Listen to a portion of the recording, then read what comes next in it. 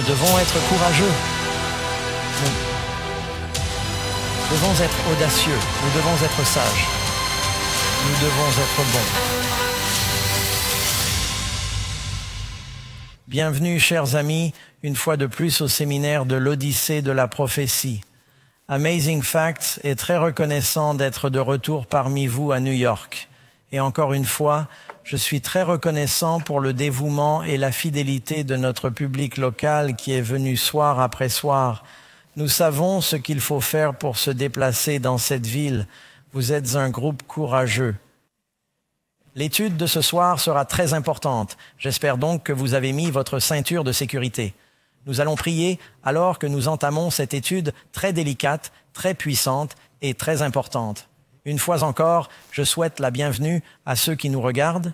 Nous pouvons voir que des milliers de personnes nous regardent sur Internet, nos amis de 3ABN, Hope Channel International, Good News Network et d'autres qui vont capter ces programmes en cours de route. Nous allons commencer, comme nous le faisons toujours, par un fait étonnant. Et notre fait étonnant d'aujourd'hui nous emmène à Rome. Le sujet, bien sûr, est la bête antéchrist. Et le fait étonnant concerne la cité du Vatican. Beaucoup de gens se demandent si l'Église romaine est un pouvoir si important dans le monde d'aujourd'hui, un pouvoir religieux. La puissance religieuse dans le monde d'aujourd'hui est-elle liée d'une manière ou d'une autre à ces événements finaux? Nous verrons ce que dit la Bible au fur et à mesure que nous avancerons. Mais il y a un fait étonnant à ce sujet. Le Vatican, la cité du Vatican, est techniquement un pays indépendant et le plus petit pays du monde. Au terme du traité de Latran, la cité du Vatican, également connue sous le nom de Saint-Siège, a été établie en tant qu'État indépendant de 109 acres. C'est une puissance mondiale importante. Le Vatican accueille 84 ambassades des plus grandes nations du monde. Moins de 800 personnes vivent dans ce minuscule pays qui est gouverné par le pape, lequel détient les pouvoirs exécutifs, législatifs et judiciaires absolus. En outre, la Cité du Vatican dispose de son propre système postal, de sa propre monnaie, du plus petit réseau ferroviaire du monde, environ 1 pied de voie ferrée dans une gare, d'une presse pour publier un journal quotidien, d'une station de radio, de ses propres services téléphoniques et Internet, et de la célèbre garde suisse qui fait office de police, d'armée et de service secret pour le pape. Il y a quelques années, Karen et moi, ainsi que le pasteur Ross et sa femme Ruth, nous étions à Rome et avons visité le Vatican. C'est une ville et un bâtiment très impressionnants, et c'est un pays indépendant. Ils ont des ambassadeurs. Les États-Unis ont un ambassadeur au Vatican. Quand on y pense, 109 acres, et l'impact est mondial. Comment cela se fait-il? Pourquoi cela? Nous allons maintenant entrer dans notre étude en traitant du sujet de l'Antéchrist. Et qu'est-ce que l'Antéchrist dans les derniers jours? Est-il ou est-elle dans le monde aujourd'hui? Certains disent que c'est le prince Charles, d'autres disent Ronald Reagan, parce qu'il y a 6 lettres dans ces 3 noms. Et il y a eu toutes sortes de théories sur ce qu'est la bête et qui est l'Antéchrist. Je ne sais pas si l'un d'entre vous se souvient qu'il y a quelques années, il y avait un gros ordinateur à Bruxelles. Ils l'ont appelé la bête. Certains d'entre vous hochant la tête, oui, tous les chrétiens ont dit que c'était l'Antéchrist. Et puis, quand j'étais au début de mon expérience chrétienne, quand je me suis converti et que j'étudiais avec mes amis, le code barre a commencé à apparaître sur les produits. Et les gens disaient, c'est la marque de la bête. N'achetez rien qui porte un code barre. Tous ces amis sont morts de faim il y a longtemps. Et puis, je ne sais pas si certains d'entre vous s'en souviennent. Procter & Gamble avait un logo très intéressant qui ressemblait, je vois que certains d'entre vous hochent la tête, il ressemblait à 6, 6, 6, et les gens disaient « N'utilisez pas Pampers ». Il y a eu tellement de théories sur ce qu'est la bête et sur ce qu'est l'Antéchrist. Où allons-nous chercher la réponse? Nous allons découvrir ce que dit la Bible à ce sujet. Cela vous convient-il? Alors allons à l'écran et nous allons aller à la parole de Dieu et découvrir, et je vais parler vite. Je ne peux pas parler trop vite parce que je sais que l'ordinateur traduit ce que je dis dans environ 14 langues et si je vais trop vite, ça sort bizarrement. Vous savez, par exemple, en espagnol, il faut plus de mots pour dire la même chose. Ainsi, si vous regardez certaines de ces traductions de l'IA, vous verrez que le pasteur Doug parle comme une mitrailleuse en espagnol. Très bien, numéro 1. Qui va se tenir sur la mer de verre? Vous lisez dans le chapitre 15 de l'Apocalypse que ce sont les rachetés. Ceux qui ont remporté la victoire sur la... Qu'est-ce que ça dit? Sur la bête, sur sa marque, je suis désolé, sur son image, sur sa marque et sur le nombre de son nom. Nous y reviendrons. Ils se tiennent sur la mer de verre, ils ont des harpes de Dieu, ce sont les vainqueurs, ils seront dans le royaume. Donc, vous voulez éviter la marque de la bête et l'image, ils ont la victoire sur elle. C'est une bonne nouvelle, vous pouvez avoir la victoire sur elle. Deuxièmement, mais quels sont les 3 messages des anges qui s'adressent au monde avant que le Christ ne vienne? Dans Apocalypse 14 et au verset 14, Jésus vient, mais ces messages ont une portée mondiale. Quels sont ces messages d'Apocalypse 14? Commençons par Apocalypse 14, verset 6. Nous allons regarder ici le verset 7. « Craignez Dieu et donnez-lui gloire, car l'heure de son jugement est venue. » Il y a un jugement qui a lieu avant que Jésus ne vienne. Le jugement doit commencer par la maison de Dieu. Certains d'entre vous se souviennent, dans la Bible, du moment où les chefs religieux ont pris cette femme en flagrant délit d'adultère. Ils l'ont emmenée au temple, ils l'ont jetée aux pieds de Jésus et ont commencé à suggérer qu'elle soit lapidée. Le Christ les a ignorés et a commencé à écrire sur la poussière du sol du temple, et l'un après l'autre, en commençant par le plus âgé jusqu'au plus petit, ils sortaient parce qu'il écrivait leurs péchés. Il écrivait les lois qu'ils avaient enfreintes. Le doigt de Dieu, vous le savez, écrit la loi de Dieu. Le jugement dans la maison de Dieu contre les croyants professants. Et si vous regardez dans Ézéchiel 9, il est dit qu'il y a un jugement qui vient et une marque est placée sur le front de ceux qui sont sauvés. Et il a dit, commencez par les hommes anciens dans mon sanctuaire. Un jugement qui commence par la maison de Dieu. Pourquoi cela? Quand le Seigneur viendra, dit que je récompenserai chacun selon son travail. Je pense qu'il est clair pour tout le monde que lorsqu'il viendra, Dieu ne commencera pas à se frotter la barbe en se disant « je me demande qui va réussir ». Il le sait déjà. Il y a donc une enquête avant qu'il ne vienne. Nous vivons à cette époque, je vais l'expliquer. C'est donc le message du deuxième ange. Je suis désolé, le message du premier ange est ici. Le message du deuxième ange, Apocalypse 14, 8. Et un autre ange a suivi en disant « Quoi? Babylone est tombée. » Est-ce tombée, cette grande ville, parce qu'elle... Nous allons parler de Babylone. Vous voyez, nous sommes au chapitre 14. Vous allez maintenant lire plus sur Babylone au chapitre 17. Et je vous l'ai dit, la révélation se répète et se chevauche pour qu'on ne se méprenne pas, parce que elle a enivré toutes les nations du vin de la fureur de son impudicité. Le vin nouveau et pur, c'est l'évangile de Jésus. Le vin enivrant trouble les gens. C'est la confusion de Babylone. Ce sont les faux enseignements de Babylone. Et troisièmement, le message du troisième ange. Le troisième ange les a suivis en disant d'une voix forte. D'ailleurs, le mot voix forte est mégaphono. Vous savez ce qu'est un mégaphone? C'est une voix amplifiée et forte, disant, si quelqu'un fait quoi? Adore la bête et son image et reçoit la marque sur son front ou sur sa main, il boira lui-même du vin de la colère de Dieu qui se répand avec indignation, ou versé sans mélange dans la coupe de sa colère. Ainsi, immédiatement avant le retour de Jésus, vous voyez le message d'Apocalypse 14. Ces 3 messages d'anges s'adressent au monde entier pour avertir les gens de la bête, de l'antichrist, de la même créature, et de sa marque et le nombre de son nom et de son image, afin qu'il ne l'adore pas et qu'il ne soit pas confondu par la fausse adoration contrefaite. Pour chaque vérité de Dieu, le diable a une contrefaçon. Vous devez donc savoir ce qu'est la vérité et vous ne serez pas troublés par la contrefaçon. Troisièmement, qu'est-ce qu'une bête ou que représente une bête dans la prophétie? Lorsque certains entendent parler de la marque de la bête et de la bête des derniers jours, ils s'imaginent une créature semblable à un extraterrestre avec beaucoup d'yeux et de têtes. Dans la Bible, une bête signifie simplement un animal et représente un royaume. Permettez-moi de vous montrer un extrait des Écritures. Daniel 7 et 17. Il y a une vision de ces bêtes qui montent de la terre. L'un est semblable à un lion, l'autre à un ours et l'autre à un léopard. C'est grand, comment s'appellent-ils? Les bêtes, qui sont 4, Rois. Et cela ne signifie pas seulement des rois, cela signifie des rois ou des royaumes, parce que regardez le verset 23, Daniel 7, verset 23. Le 4e animal sera le 4e quoi?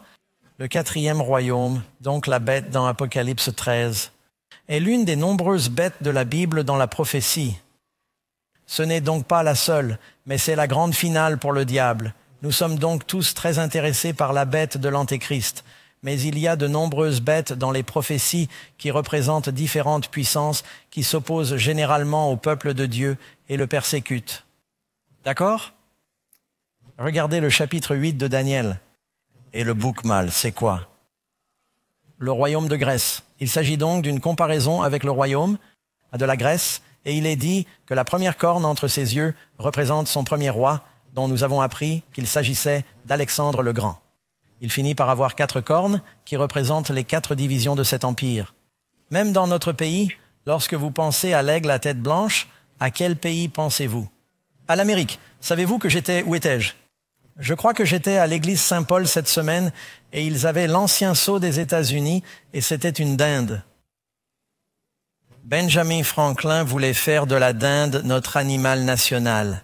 Si je vous parle de l'ours, quel pays vous vient à l'esprit? La Russie. Et si je vous parle du dragon? La Chine. Le lion. La Grande-Bretagne, l'Angleterre. C'est ça? Ainsi, tous ces pays différents ont souvent des bêtes. Ce n'est pas nouveau et cela ne devrait pas vous surprendre. Alors, question numéro 4. Nous allons étudier une bête très intéressante. Comment la Bible identifie-t-elle la bête? Nous parlons maintenant de la bête d'Apocalypse 13 et je veux que vous preniez vos Bibles parce qu'il y a en fait 2 bêtes dans Apocalypse 13. Passez à l'Apocalypse 13. Nous allons aller au premier verset. Au fait, pour nos amis, n'oubliez pas que nous avons une leçon qui contient toutes les notes et plus d'informations. Nous en sommes à la leçon numéro 11 ce soir et vous pouvez la télécharger sur le site web et la suivre. Pour ceux qui viennent d'écouter en cours de route, allez à Apocalypse 13, verset 1. Je me tins sur le sable de la mer et je vis monter de la mer une bête qui avait quoi? 7 têtes et 10 cornes et sur ces cornes 10 diadèmes. Cette bête peut se joindre à nous maintenant. Cette bête apparaît plusieurs fois dans la prophétie biblique. Si vous conduisez en Alaska, vous verrez peut-être un panneau avec un orignal dessus qui dit « Attention au passage d'orignaux ». L'une des principales causes de décès au Canada est la collision avec un élan. Percuter un élan est pire que de percuter un cerf, ou un écureuil, ou une moufette. Cela ressemble à un élan. Vous n'avez jamais vu un panneau de passage à niveau représentant une bête à 7 têtes et 10 cornes. Il s'agit manifestement d'une bête symbolique. Cette bête dans Apocalypse 17 a une femme assise sur elle avec 7 têtes et 10 cornes. Et maintenant, nous sommes au chapitre 13 de l'Apocalypse et nous avons de nouveau cette bête avec 7 têtes et 10 cornes. Diriez-vous qu'il y a un lien entre les deux, car combien de bêtes ont 7 têtes et 10 cornes? Il y a donc une comparaison. Vous êtes tous d'accord avec moi? Mais c'est différent. Dans Apocalypse 13, on revient au chapitre 7 de Daniel, qui nous conduit à la bête de l'Antéchrist. Laissez-moi vous montrer. Il est dit qu'elle a 7 têtes, 10 cornes et 10 diadèmes sur ses cornes. Plus loin dans l'Apocalypse, c'est « cornes n'ont pas de couronne ». Vous savez, beaucoup d'empires en Europe avaient des monarchies. Ils n'ont plus de monarchie aujourd'hui. Les choses ont donc changé. La bête que j'ai vue ressemblait à un léopard. Je pensais que c'était un dragon. Eh bien, vous savez, vous lisez dans Daniel 7. Il est dit qu'il y a une bête semblable à un léopard et ses pieds étaient comme ceux d'un ours. Et sa gueule était comme la gueule d'un lion et le dragon lui a donné son pouvoir, son trône et une grande autorité. Lorsque vous regardez le chapitre 7 de Daniel et que vous observez un composite d'une bête, il y a d'abord le lion, c'est Babylone. Le lion, c'est Babylone. L'ours est la Médo-Perse. Le léopard est la Grèce. Puis il y a cette autre bête avec des dents de fer. nous avons appris que le fer est Rome. C'est une bête qui écrase et dévore. Ce qui est intéressant, c'est que dans l'Apocalypse, c'est exactement l'inverse. Au lieu de lion, ours, léopard, c'est léopard, ours, lion. Pourquoi? Daniel attend ses royaumes avec impatience. Jean regarde et maintenant ils sont derrière lui. La perspective biblique est donc si parfaite qu'elle est absolument stupéfiante. Il y a donc une petite différence entre la bête que vous voyez ici dans le chapitre 13 de l'Apocalypse. C'est la même bête qui est maintenant gouvernée par Rome, mais elle est influencée. Vous réalisez que l'Empire romain est influencé par le royaume de Grèce et de Babylone et de la Perse. En fait, nous parlons de l'architecture gréco-romaine, des gouvernements, des mathématiques qu'ils tiennent de Babylone, des choses que nous tenons des Perses et de l'alphabet. Les Grecs ont ensuite adopté certains de ces éléments et se sont développés. Ces 4 empires ont eu un impact sur le monde entier, et pas seulement sur la Méditerranée. Quel calendrier le monde entier suit-il? C'est le calendrier romain. C'est exact, c'est un calendrier solaire. Et même les mois dans le monde entier.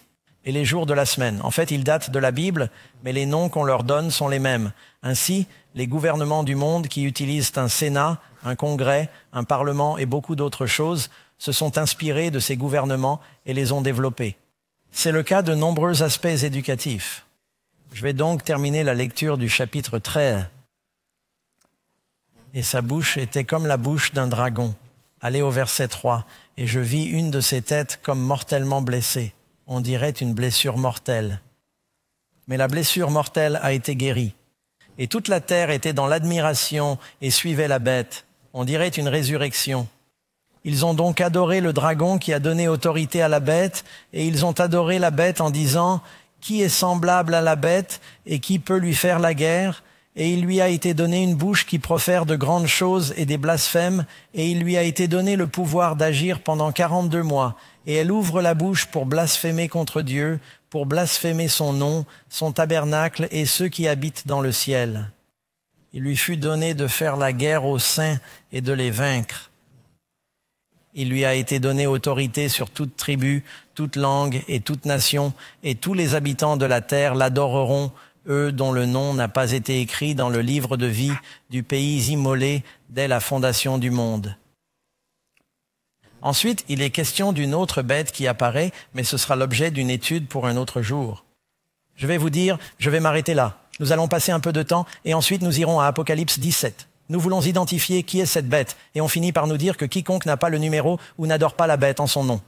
Nombre ou n'adore pas cette bête en son nom et son nombre ne peut ni acheter ni vendre. Et ils finissent par en arriver au point où il y a un décret de mort. Très bien. Nous nous rendons compte que la bête aux 7 têtes et aux 10 cornes ne ressemble pas vraiment à un dragon, mais elle est toujours sous l'emprise du dragon de Rome que nous voyons au chapitre 12 et au chapitre 17. Regardons les caractéristiques, identifions-les. Et si nous parcourons ces indices, nous pourrons éventuellement comprendre en qui est cette puissance. D'abord, premièrement, elle monte de la mer. Deuxièmement, elle reçoit son pouvoir, son siège et son autorité du dragon. Troisièmement, elle devient une puissance mondiale. Quatrièmement, elle se rend coupable de blasphème. 5, elle règne pendant 42 mois prophétiques. Sixièmement, elle reçoit une blessure mortelle qui guérit. 7, il s'agit clairement d'une puissance religieuse puisqu'il s'agit d'un culte. 8, elle persécute les saints de Dieu. 9, un nombre mystérieux est associé à son nom. 6, 10, elle est dirigée par un homme suprême. Il est écrit « car c'est le nombre d'un homme ». D'accord? Cela vous semble-t-il juste? C'est la preuve que nous venons de lire au chapitre 13. Découvrons ce qu'est cette puissance bestiale qui jouera un rôle prépondérant dans les derniers jours. Cinquièmement, cette bête surgit de la mer. Que symbolise la mer ou l'eau? Il faut maintenant aller au chapitre 17 de l'Apocalypse. L'ange le dit à Jean. L'apôtre Jean écrit le livre de l'Apocalypse. Il est en vision et il dit qu'il y a une femme assise sur une bête qui sort de l'eau et il se demande ce que signifie l'eau. Et l'ange lui dit, tu n'as pas à te poser de questions. L'eau, c'est quoi? Les eaux que tu as vues sont des peuples, des multitudes, des nations et des langues. Il est intéressant de noter qu'alors que les royaumes de Babylone, de Perse et de Grèce s'étendaient en quelque sorte de la Méditerranée vers l'est, le royaume de Rome entourait presque complètement la Méditerranée.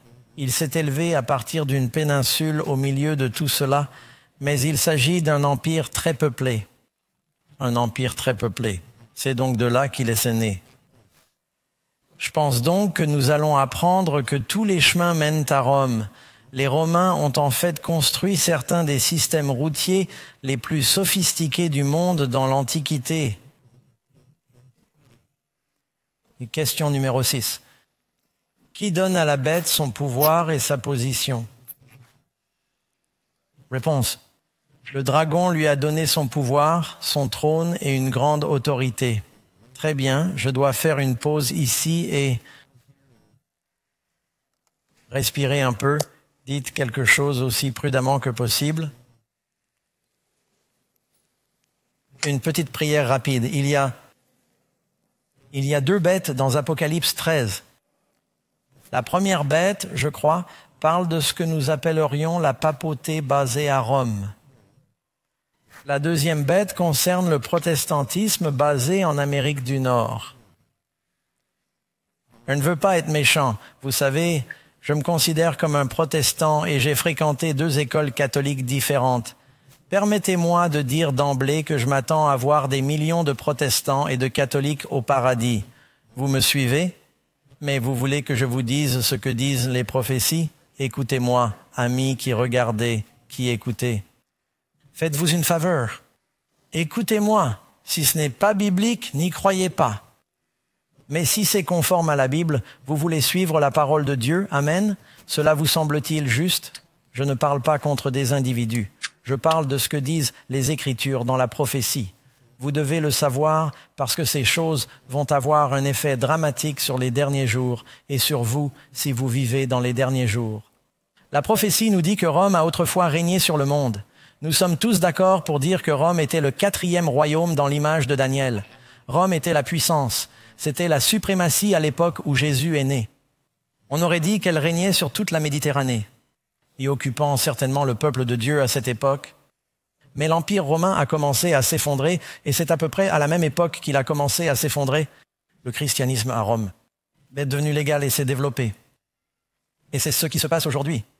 La Bible a été écrite sur une période de 1500 ans. Le dernier livre de la Bible, l'Apocalypse, est mort vers 90 après Jésus-Christ.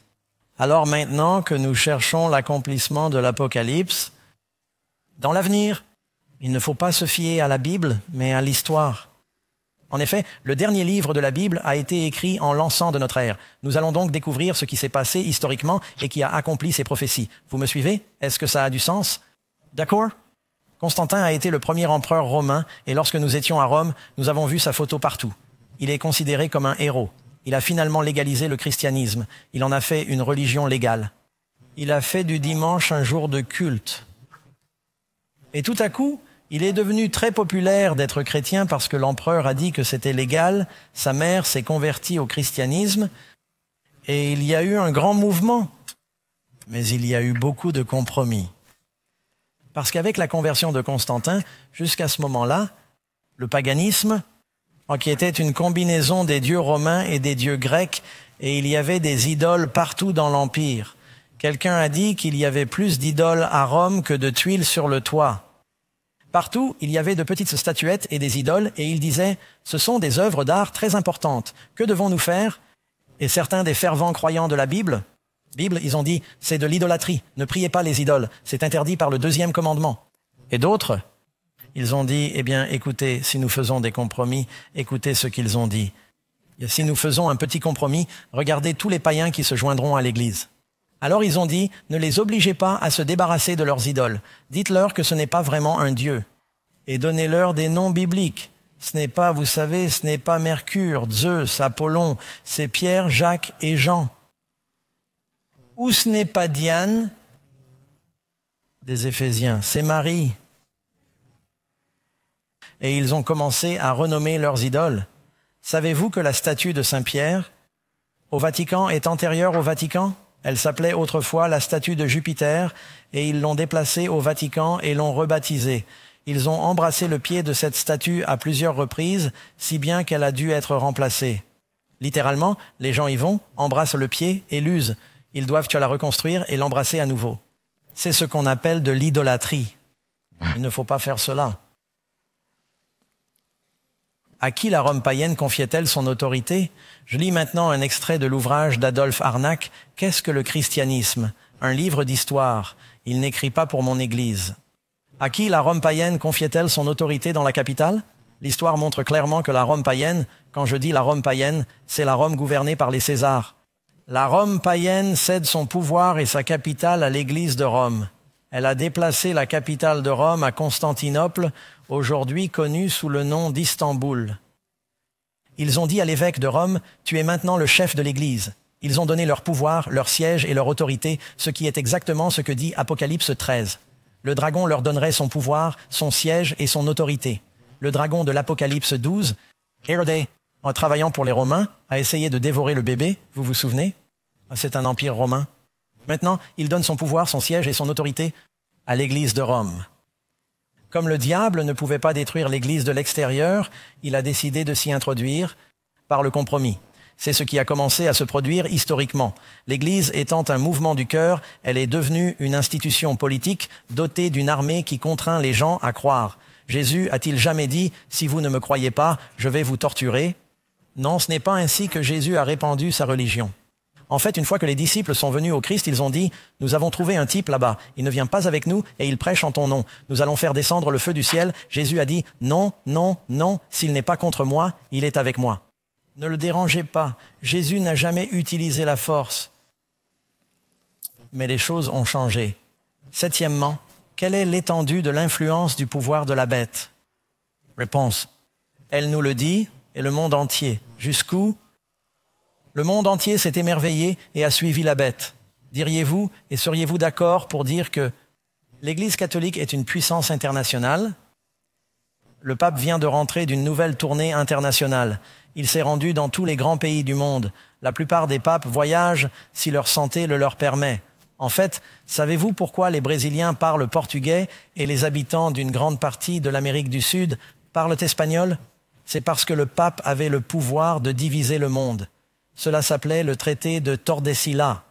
Et il a divisé le monde en suivant ce qu'ils pensaient être les lignes longitudinales, et ils ont dit « Tout ce qui est à l'est de cette ligne, je le donne au Portugal, et tout ce qui est à l'ouest, nous le donnons à l'Espagne. » En fait, ils n'ont pas compris l'importance de l'Amérique du Sud.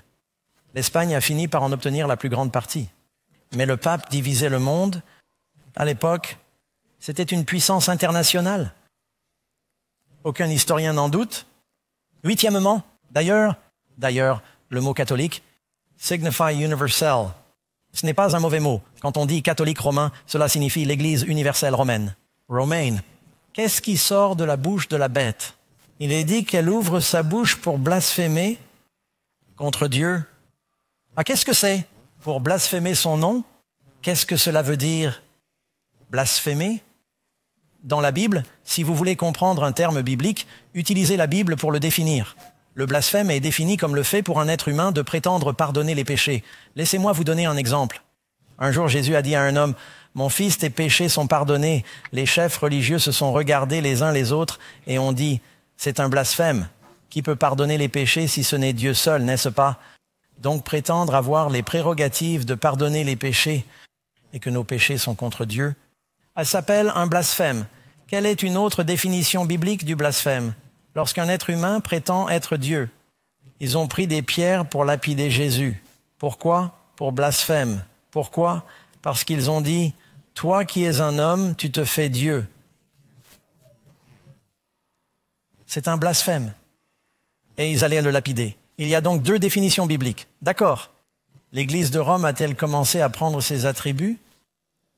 Lisez-le vous-même. Ils l'admettent librement. C'est tiré du catéchisme romain. Il s'agit d'un manuel de l'Église catholique, un manuel doctrinal. Question, le prêtre pardonne-t-il vraiment les péchés ou se contente-t-il de déclarer qu'ils sont remis?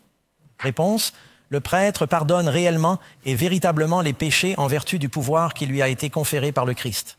Maintenant, si vous me marchez sur l'orteil ou si vous me blessez et que vous me dites « Pasteur Doug, me pardonnerez-vous ?» Je répondrai « Bien sûr, je vous pardonne. En ce sens, je pardonne les offenses que vous avez commises à mon égard. » Mais si vous me dites « Pasteur Doug, me pardonnerez-vous les péchés que j'ai commis au cours de ma vie contre Dieu ?» Je suis pasteur, mais je n'ai pas ce pouvoir. Seul Dieu et le sang du Christ peuvent pardonner ces péchés. Qu'est-ce qui lave mon péché? Rien, rien, personne d'autre que le sang de Jésus. Aucun homme n'a ce pouvoir. Voilà donc l'une des définitions.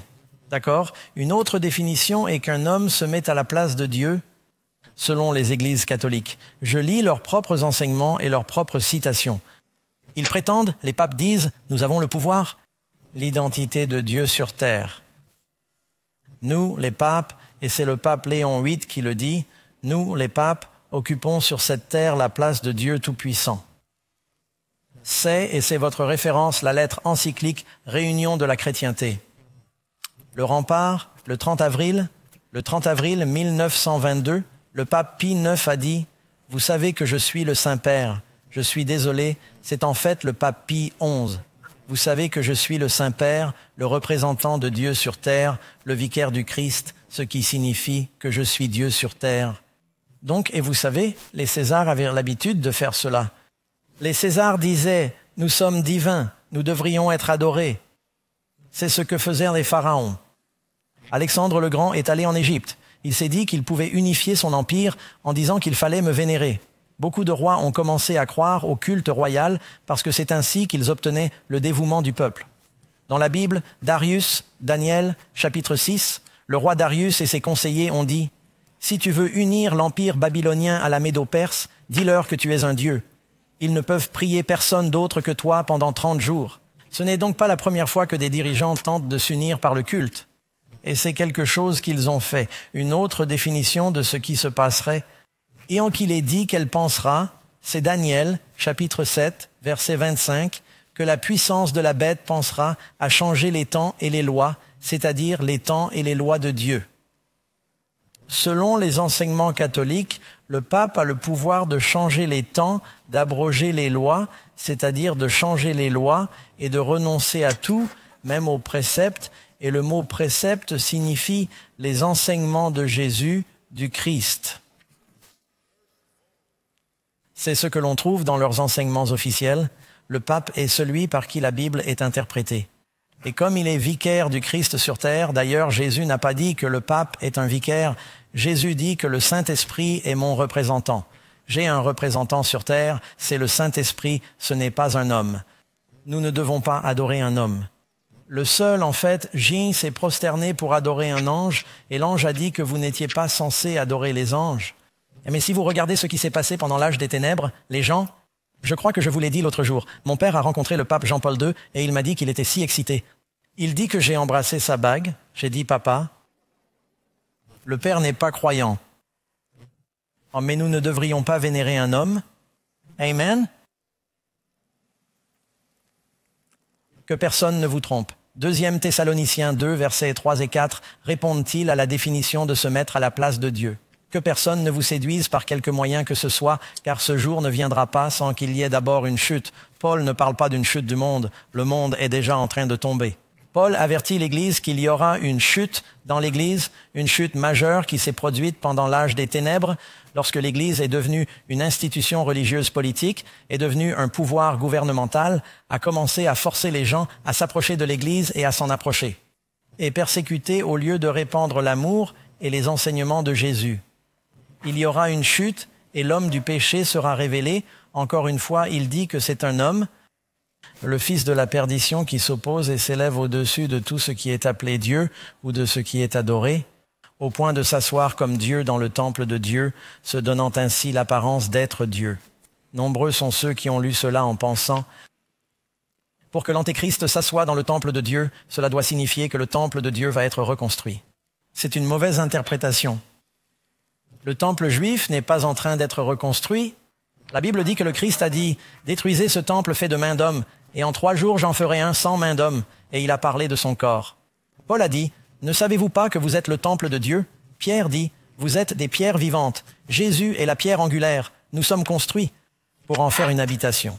Le Christ dans mon corps, c'est l'Église. » Il est dit que la puissance de l'Antéchrist prétendrait s'asseoir sur le temple de Dieu, l'Église de Dieu, en se plaçant dans la position de Dieu. Vous comprenez? Beaucoup de chrétiens attendent que les Juifs reconstruisent le temple. Mes amis, je vous le dis, je suis à moitié juif, j'y suis allé. Il n'y a aucun projet de reconstruction du temple. Si vous pensez qu'il va y avoir des problèmes au Moyen-Orient, regardez ce qui se passerait si les Juifs essayaient de raser la mosquée d'Omar et de construire un temple. Les Juifs ne sacrifient plus d'agneaux. Tout le système sacrificiel a été supprimé. Assis dans le temple de Dieu, il montre qu'il est Dieu. Ne manquez pas l'étude de demain soir, nous parlerons de ce temple. Mais dans le temple de Dieu sur terre, c'était un symbole du trône, le Saint des Saints. Il y avait une chose à l'intérieur. C'était l'arche de l'Alliance qui contenait les 10 commandements. Le siège de l'arche d'Alliance s'appelait le propitiatoire. C'est là que Dieu est apparu à Moïse et à Aaron, le grand prêtre. On l'appelait la gloire de Shekinah. Isaïe chapitre 6. L'année de la mort du roi Osias, je vis le Seigneur élevé et hautain. La traîne de sa robe remplissait le temple. 2 séraphins se tenaient aux côtés de son trône. Ils criaient l'un vers l'autre, « Saint, Saint, Saint !» Ces 2 séraphins, ces 2 chérubins, ces anges aux côtés du trône. C'est un symbole du trône de Dieu. L'Apocalypse dit, « Je vis un grand trône blanc. » Ce trône est flanqué d'anges. Regardez maintenant au Vatican. Le pape est assis sur un trône blanc avec un ange à droite et un ange à gauche. Vous ne pensez pas qu'il y a un message là-dedans? C'est peut-être un homme bien. Il ne se rend peut-être même pas compte de l'importance du message. Il me rappelle qu'il ressemble à mon grand-père. Si vous voulez savoir à quoi ressemblait mon grand-père, il lui ressemblait. Et il semble être un homme sympathique, amical et terre-à-terre. À propos, le pape François ne porte pas habituellement les insignes. Beaucoup de papes avaient l'habitude de porter cette couronne à 3 niveaux, des pantoufles dorées et tout le reste. Il se déplace en quelque sorte avec un petit véhicule économique. Un véhicule économique. Il est un peu plus terre-à-terre à cet égard. Mais il vit toujours dans un palais. J'y suis allé. Et il est vénéré. Et la Bible dit que tout le monde s'émerveille. Et elle dit, maintenant nous devons y aller. J'ai dit que nous allions lire l'Apocalypse 17. Suivez-moi. Il y a cette autre bête, 7 têtes, 10 cornes. Apocalypse 17. Lisez vite, vite. Apocalypse 17. Nous voulons être sûrs de ne pas vous induire en erreur. Dites-moi si nous parlons de la première bête d'Apocalypse 13. Le catholicisme, la papauté, l'Amérique est la 2e bête. Je vous en donne un petit aperçu. Protestants, ne manquez pas cette étude. Je suis un Américain loyal, je suis protestant. J'essaie donc de ne pas condamner les gens, mais vous devez savoir ce qui s'en vient. Allez à Apocalypse 17. Voyons ce qu'il en est. Commencez par le verset 3. L'ange m'emporta en esprit dans le désert, et je vis une femme sur un animal écarlate. L'écarlate est un péché. C'est, vous savez, même si vos péchés sont comme l'écarlate. Sur une bête écarlate dans le désert, qui était pleine de noms de blasphème, vous avez encore le blasphème. Ayant 7 têtes et 10 cornes, assises sur le même territoire, assises sur ces nations en Europe. Et la femme, que représente une femme? Apocalypse 12, la femme est revêtue du soleil, de la lune, des étoiles, de la gloire, de la lumière de Dieu. Dieu a créé le soleil, la lune et les étoiles. Il s'agit d'une gloire terrestre, fabriquée par l'homme. La femme est vêtue de pourpre, de quelle couleur? Pourpre et écarlate, ornée d'or, de pierres précieuses et de perles. Elle tient dans sa main une coupe d'or, et tout cela apparaît plein d'abominations et de souillures dues à sa fornication. Dans la Bible, la fornication était souvent, dans l'Ancien Testament, liée à l'idolâtrie. Sur son front, un nom était écrit. Et mystère, Babylone la grande, la mère des prostituées. C'est une mère, elle a des filles. Que représente une femme? Savez-vous que la plupart des églises protestantes sont issues du catholicisme? Le savez-vous? Les filles ressemblent-elles parfois à leur mère? Cela signifie qu'elles conservent dans leurs enseignements certaines des choses que la mère avait. Et les abominations de la terre, et je vis la femme ivre du sang des saints. Cette femme persécute. Quelqu'un ici a déjà entendu parler de l'Inquisition? Je ne sais pas. Si vous allez en Espagne, l'Espagne est la pire. Je veux dire, vous allez dans plusieurs pays d'Europe. Ils vous emmènent en visite sous l'église Et il vous montre les instruments de torture que l'Église utilisait pendant l'Inquisition. Et vous savez, j'essaierais de cacher cela si j'étais à leur place, mais c'est très, très lucratif. Nous avons payé un peu pour aller le voir et prendre des photos. Mais c'était un pouvoir de persécution. La femme ivre du sang des saints et du sang des martyrs de Jésus. Et puis, je ne vais pas tout lire. Il est dit les 7 têtes des 7 montagnes sur lesquelles la femme est assise.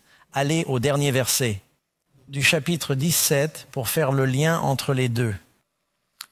La femme que vous avez vue est la grande ville qui règne sur les rois de la terre. D'accord? Quelle grande ville régnait sur les rois de la terre quand Jean a eu la vision de l'Apocalypse? Rome, nous sommes tous d'accord. Il n'a pas dit que c'est la femme qui va régner, il dit à ce moment-là. Jean était emprisonné sur l'île de Patmos lorsqu'il a eu sa vision de Rome. Il dit que la femme est assise sur 7 têtes. Les 7 têtes sont 7 montagnes sur lesquelles la femme est assise. Vous pouvez chercher sur Google, mais ne le faites pas maintenant. Mais tapez « ville aux 7 collines » sur Google. Vous savez ce qui apparaît? Rome. Il n'y a donc aucun doute, c'est une femme. Que représente une femme? À Rome. Ou avec de l'écarlate, et pourpre et beaucoup d'or. Je ne sais pas si vous avez déjà visité Rome, mais il y a plus d'or, d'argent et de pierres précieuses dans les trésors du Vatican. D'ailleurs, saviez-vous que le pape est aussi techniquement le pasteur d'une église? Le pasteur Ross et moi-même sommes également pasteurs. Je voyage et je fais de l'évangélisation, mais je suis aussi pasteur d'une église. Granite Bay Hilltop, j'espère qu'il nous regarde maintenant ou que vous êtes tous excommuniés. J'espère. Non, nous n'excommunions pas, mais le pape est le pasteur. Voici une plaque devant l'église dont le pape est le pasteur à Rome. Elle dit en latin, je vais vous la traduire. Le sacré Latran, maire et chef de toutes les églises et villes du monde. Elle dit qu'elle est une puissance mondiale et qu'elle est une mère. Elle revendique le titre même que vous trouvez, ayant dans sa main une coupe d'or pleine d'abominations.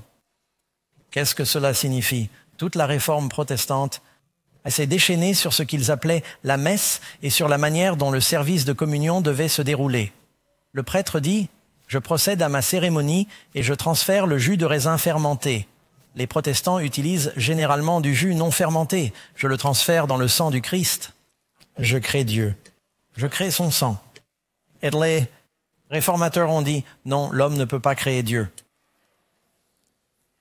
Selon l'encyclopédie catholique, le calice est le plus important des vases sacrés. Coupe en or, vin fermenté. C'est censé être du pain sans levain et du vin non fermenté, a dit Jésus. Elle est vêtue d'écarlate et de pourpre. Je ne sais pas si vous le savez, mais officiellement, les cardinaux portent quelle couleur? Le rouge et les évêques portent pourpre.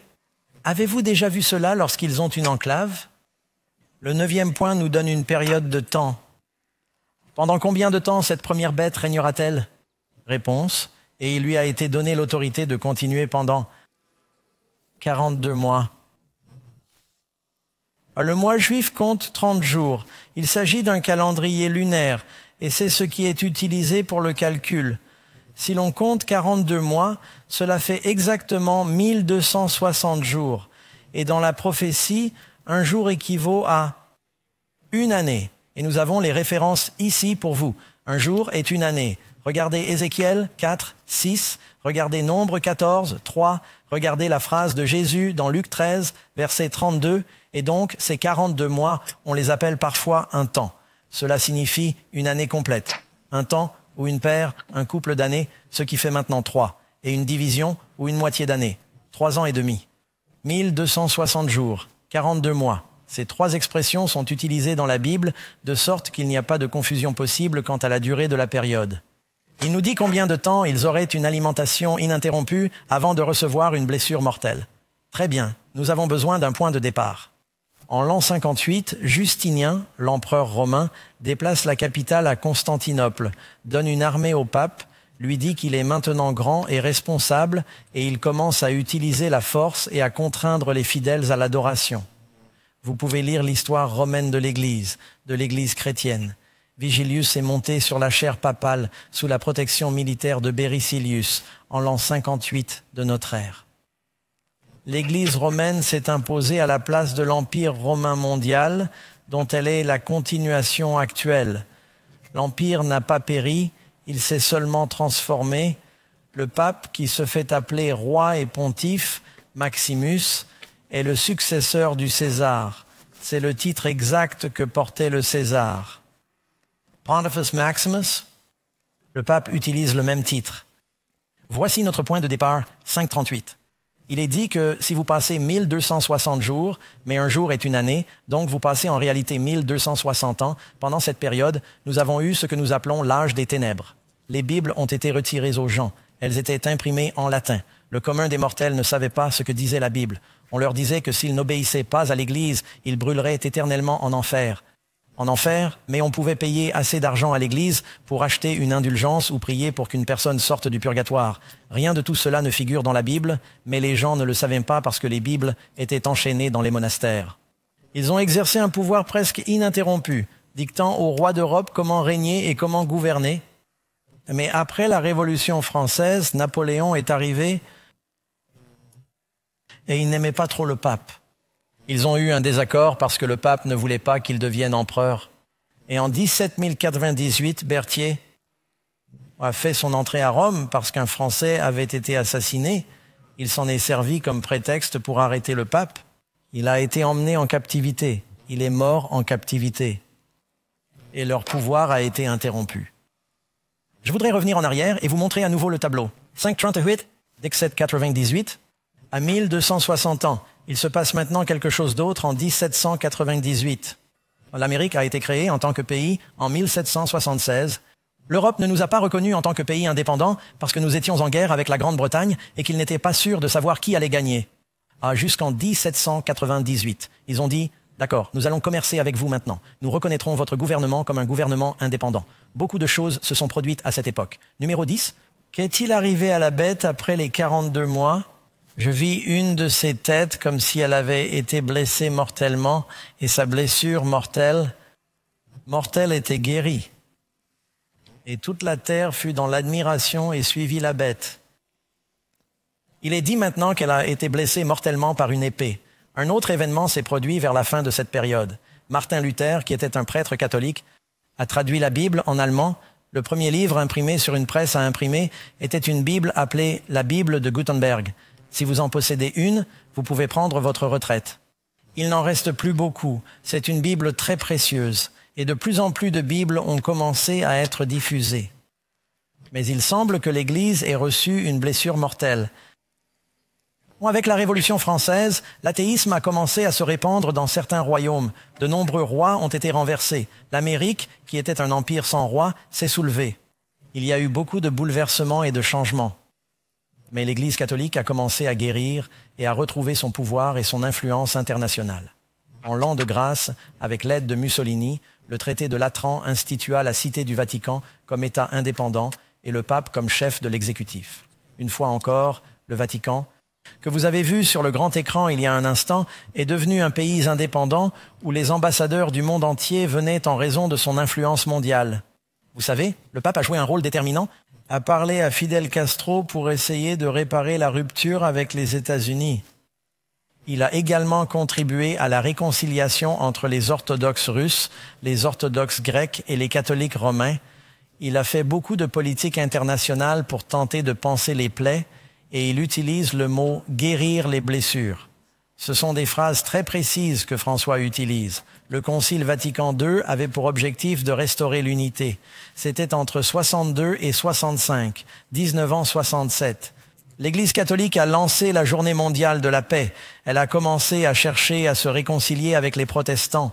Au cours du XXe siècle, le Vatican a établi des relations diplomatiques avec 147 pays. C'est le cas en 22 ans. Il ne reste plus que 13 pays à visiter. Il s'est même rendu pour la première fois au Moyen-Orient pour les alliances abrahamiques. Aux États-Unis, tous les premiers juges de la Cour suprême étaient protestants. Aujourd'hui, la majorité des juges de la Cour suprême sont catholiques, avec 2 juifs et 1. Je crois qu'il est Anglican, Downsley. luthériens qui menaient la réforme protestante, les catholiques ont signé un traité commun disant que la contestation était terminée. Nous allons tous nous unir et devenir amis. Depuis lors, le pape François a été le premier à s'adresser à la session conjointe du Congrès. L'Apocalypse annonce qu'il y aura une unité entre le protestantisme et le catholicisme et qu'il y aura un élément déclencheur, qu'il s'agisse d'un effondrement économique, d'une guerre internationale, d'une catastrophe naturelle ou d'une combinaison des trois qui fera que les gens, par peur, se tourneront vers les chefs religieux et formeront un gouvernement mondial unique. Mais attendez, j'en ai trop dit. Continuez à venir. Pas très loin d'ici, il y a les Nations Unies. Les papes parlent aux Nations Unies. Pourriez-vous leur écrire une lettre pour demander au pasteur Doug de s'adresser aux Nations Unies? Ça n'arrivera pas, n'est-ce pas? Je ne suis qu'un pasteur, je ne suis pas un leader politique. Pourquoi le pape pourrait-il leur parler? Le pape François, le président le rencontre, il y a des foules qui viennent au Capitole, il y a le drapeau du Vatican. On ne le voit pas sur la photo, mais il est juste à côté du drapeau américain. Le pape est la personnalité la plus connue du XXe siècle. Il a noué des relations personnelles avec les dirigeants des pays du XXIe siècle et est prêt à régner sur le monde entier. Je n'ai pas dit cela. C'est un auteur jésuite du nom de Malachi Martin qui l'a écrit. Bien que la papauté ne domine plus les affaires du monde comme elle l'a fait par le passé, à part la coercition, la papauté est néanmoins l'une des puissances les plus influentes du monde aujourd'hui. Numéro 11, la bête est-elle une puissance religieuse? Les définitions que nous lisons, Apocalypse 17, Apocalypse 13, obligent à l'adoration, oui ou non? Une puissance religieuse? Oui, elle oblige tous ceux qui ne veulent pas adorer. Avez-vous remarqué le début de la Bible? Caïn et Abel avaient un problème. Il s'agissait de savoir comment adorer. Ils prétendaient tous deux adorer le même Dieu. L'un a tué l'autre. Ils étaient un frère. Se pourrait-il que les personnes qui prétendent être chrétiennes tuent des chrétiens? Jésus a dit qu'un jour viendra où ceux qui vous tueront penseront qu'ils servent Dieu. Avez-vous lu l'histoire de Paul, ce qu'il a fait à l'Église chrétienne avant sa conversion? Ils adorèrent la bête en disant « Qui est semblable à la bête et qui peut lui faire la guerre? Que fait la bête aux saints? Il lui est accordé de faire la guerre aux saints et de les vaincre. » C'est une puissance persécutrice. Pendant cette période de l'âge des ténèbres, entre 30 et 50 millions de chrétiens, de juifs et d'autres personnes ont été tués par l'Église. Les guerres contre les Huguenots, les Vaudois, les Albigeois et les autres. Maintenant, préparez-vous à l'impact. Le chiffre indique qu'il s'agit d'un nombre d'hommes. Il faut calculer le nombre. Il faut quelques notions de mathématiques. Quel est ce nombre? 666. Le nombre de Dieu dans la Genèse était 777. Et puis, le jour de la semaine 6, l'homme a été créé.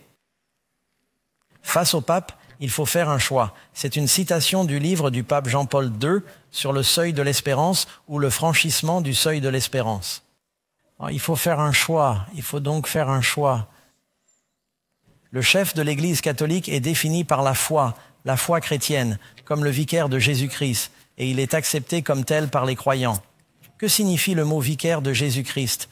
Le pape est considéré comme l'homme sur terre qui représente le Fils de Dieu, qui prend la place de la deuxième personne du Dieu omnipotent de la Trinité. Le Père, le Fils. Qui est la deuxième personne? Le Fils prend la place du Fils.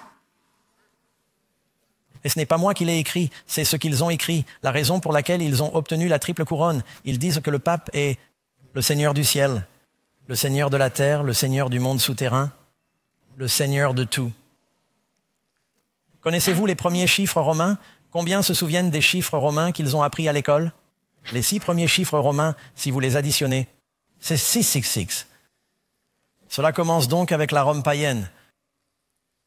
6 chiffres romains, 666, puis vient le titre du pape. Il faut le faire en latin. On ne peut pas utiliser la traduction anglaise qui est Vicar for the Son of God, vicaire pour le Fils de Dieu, ou Vicarius Filidae, Filidae vicaire. Faites le calcul. C'est le nombre de son nom, son titre officiel. Je viens de vous le lire à partir de leur propre livre. Son titre officiel est vicaire du Christ, vicaire du Fils de Dieu. Là, cela fait 666. Si vous utilisez les chiffres romains, vous devrez peut-être prendre une photo de l'écran. Cette photo figurera dans vos leçons. J'espère que vous les téléchargerez. 14. Et comment Dieu identifie-t-il ceux qui obtiendront la victoire sur la bête? Réponse? Voici la patience des saints. Voici ceux qui gardent les commandements de Dieu et la foi de Jésus. Si vous ne voulez pas être dans ce groupe qui est confus dans les derniers jours, mes amis, alors vous devez être attachés à la parole de Dieu, à la loi et aux prophètes. C'est ce que cela signifie. Ce sont les commandements de Dieu, la foi de Jésus, la loi et les prophètes. C'est une parole de Dieu, ta parole. J'ai caché mon cœur pour ne pas pécher contre toi. Amen. Ésaïe chapitre 8, verset 16, « Lis le témoignage, scelle la loi au milieu de mon peuple. Sa loi, la nouvelle alliance écrite dans nos cœurs. Je médite sa parole pour ne pas pécher contre lui. » Combien d'entre vous veulent avoir la parole de Dieu dans leur cœur dans les derniers jours, mes amis? Amen. Amen. Vous ne voulez pas manquer ces prochains exposés. Nous allons parler de choses très importantes. J'ai d'autres choses à partager avec vous plus tard sur ce sujet, mais ne manquez pas notre leçon de demain qui traite du Saint des Saints et de la façon dont vous pouvez faire l'expérience du Saint-Esprit.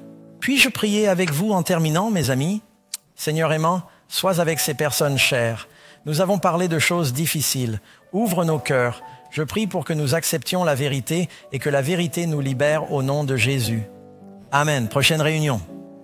Demain soir, venez et amenez un ami. Que Dieu vous bénisse, chers amis, et merci beaucoup.